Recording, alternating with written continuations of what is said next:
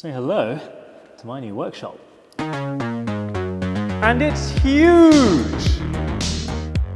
It even has a first floor, plus a bunch of extra rooms. So why don't we go and have a look? Well, obviously at the moment there's not really anything in here. It is just an empty shell, save for a load of reverberation, which is no doubt coming through the microphone. But we do have some sizable things, such as buckets of space. This is brilliant. I can actually run around in here. I could barely even walk in my old workshop. So just being able to have all this space, there's so much room for activities. Look at all this more space. So many activities. It's amazing. And not only that, look at this, we have extra rooms. But before we get into the rooms, we have three-phase power. That's right, we can power some pretty beastly machines, such as the Datron from the previous video. So that's really exciting. We have a mezzanine up there. Now, I'm going to be probably turning that into an office area so that I can access all the machines and everything from up there and then also hive things off a little bit. Now, if we go indoors, so in here we have room number 1. It's a little bit small, it's a bit pokey. I don't really think that this room by itself has a whole lot of use. However, we go down the corridor, we have loo number 1. It's a little bit Spartan in here. I think we can do better than that. Down the corridor, we have loo number 2. Yeah, that's not so great either, but we can work with this, we can work with this. We do, however, have a front-facing room with a brand new window. So, this wall here, well, I think that's going to have to go. So my plan here is I'm going to knock through this wall over here, and that will give a much larger space connecting this side with this side.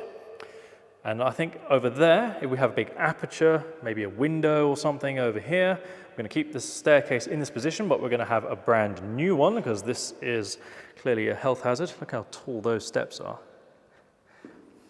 We'll redo that. We're going to have a lovely epoxy floor all the way along here, and that should lighten up the space, make it really flat, perfect for machine tools. Let's go take a look upstairs.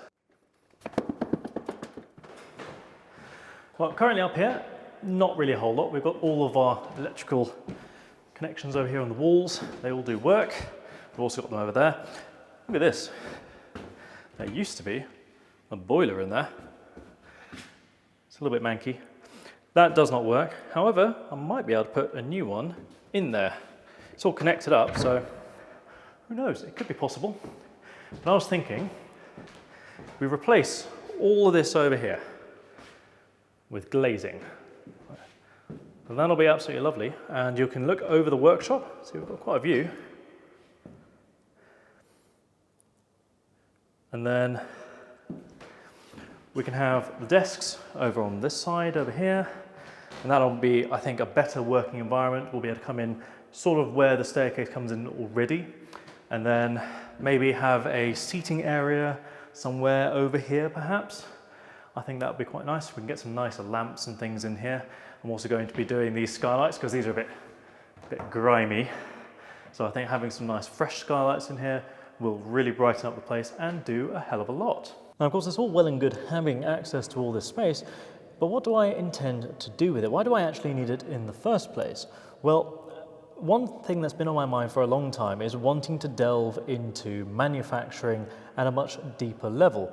So obviously working at home, I have a lot of limitations, be it to the form of the fact that I'm in a residential neighborhood, which means that I can't operate at certain hours, I can't have machines that are of a certain size and volume and so on. It's also just a little bit antisocial in general. If I have to keep my doors open and blare noise, especially out in the summer, it does seem a little bit unfair.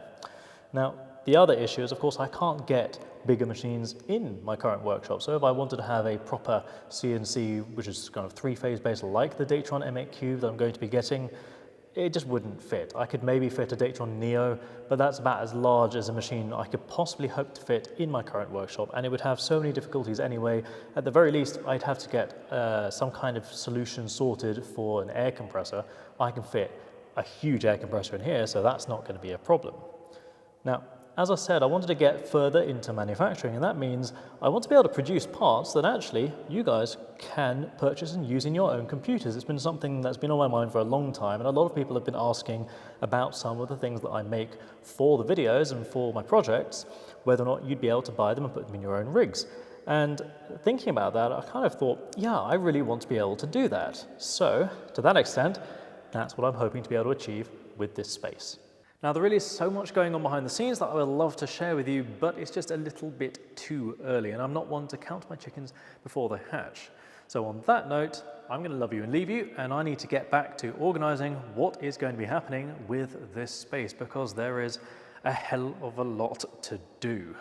But obviously, if you want to stay up to date with things, the best way is to subscribe to the channel if you haven't already. You can also find us over on Facebook, Instagram, builds.gg, and Twitter. I'm also going to be linking my own Instagram in the description below, because I'm going to be posting up bits and bobs about the workshop and my own work from time to time, so if you want to stay up to date with that, that's a good place.